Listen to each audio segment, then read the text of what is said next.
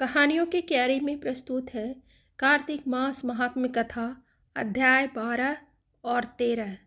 नारद जी ने कहा, तब इंद्रादिक देवता वहां से भय कंपित होकर भागते भागते बैकुंठ में विष्णु जी के पास पहुंचे। देवताओं ने अपनी रक्षा के लिए उनकी स्तुति की।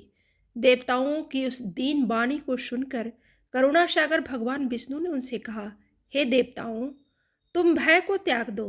मैं युद्ध में शीघ्र ही जलंधर को देखूंगा। ऐसा कहते ही भगवान गरुड़ पर जा बैठे। तब समुद्र तनया लक्ष्मी जी ने कहा कि हे नाथ, यदि मैं सर्वदा आपकी प्रिया और भक्ता हूँ तो मेरा भाई आप द्वारा युद्ध में नहीं मारा जाना चाहिए। इस पर विष्णु जी ने कहा, अच्छा, यदि तुम्हारी ऐसी ही प्रीति है तो मैं उसे अपने हाथों से नहीं मारूंगा, परंतु युद्ध में अवश्य जाऊंगा, क्योंकि देवताओं ने मेरी बड़ी स्तुति की है। ऐसा कह भगवान विष्णु युद्ध के उस स्थान में जा पहुंचे जहां जालंधर विद्यमान था। जालंधर और विष्णु का घोर युद्ध हुआ। विष्णु के तेज से कंपित देवता सिहनाद करने लगे।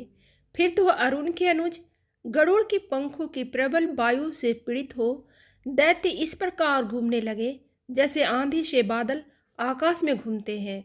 तब अपने वीर दैत्यों को पीड़ित होते देखकर जालंधर ने क्रुद्ध हो विष्णु जी को उद्दत वचन कहकर उन पर कठोर आक्रमण कर दिया।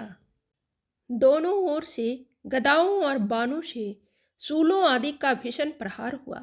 दैत्यों के तीक्ष्ण प्रहारों से व्याकुल देवता इधर उधर भागने लगे। तब देवताओं को इस प्रकार भयभीत हुआ देख गरुड़ पर चढ़े भगवान युद्ध में आगे बढ़े और उन्होंने अपना सारंग नामक धनुष उठाकर बड़े जोर का टंकार किया। त्रिलोकी शाब्दित हो गई। पल मात्र में भगवान ने हजारों दैत्यों के सिर को काट गिराया। फिर तो विष्णु और जालंधर का महासंग्राम हुआ। बाणों से आकाश भर गया। लोग आश्चर्य करने लगे। भगवान विष्णु ने बाणों के बेग से उस दैत्य की ध्वजा, छत्र और धनुष बाण काट डाले।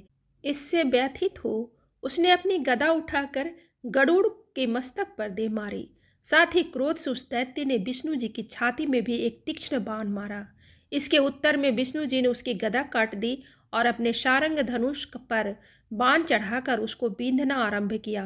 इस पर जालंधर इन पर अपने पैने बाण बरसाने लगे। उसने विष्णु जी के कई पैने बाण काटकर वैष्णव धनुष को काट दिया।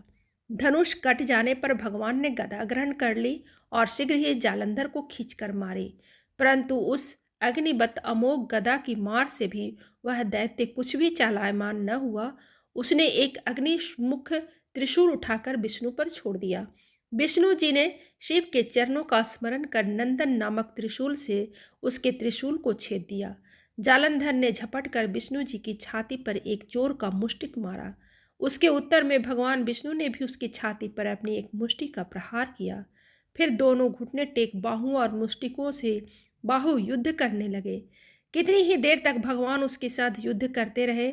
तब सर्वश्रेष्ठ मायावी भगवान उस दैत्यराज से मेघवाणी में बोले, रे रन दुर्मुध दैत्य श्रेष्ठ, तुम धन्य है जो इस महायुद्ध में इन बड़े बड़े आयुधों से भी भयभीत न हुआ। तेरे इस युद्ध से मैं प्रसन्न हूँ, तो जो चाहे वर मांग।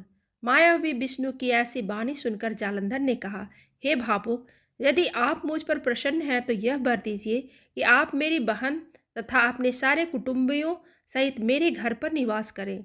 नारद जी बोले। उसके ऐसे वचन सुनकर विष्णु जी को खेद तो हुआ, किंतु उसी क्षण देवेश ने तथास्तु कह दिया। अब विष्णु जी सब देवताओं के साथ जालंधरपुर में जाकर निवास करने लगे। जालंधर अपनी बहन लक्ष्मी और देवताओं सहित विष्णु को वहां पाकर बड़ा प्रसन्न हुआ। फिर तो देवताओं के पास जो भी रत्नादि थे सबको ले जालंधर पृथ्वी पर आया।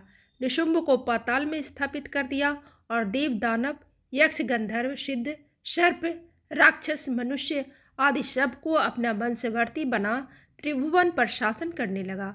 उसने धर्मानुसार सुपुत्रों के समान प्रजा का पालन किया। उसके धर्म राज्य में सभी सुखी थे।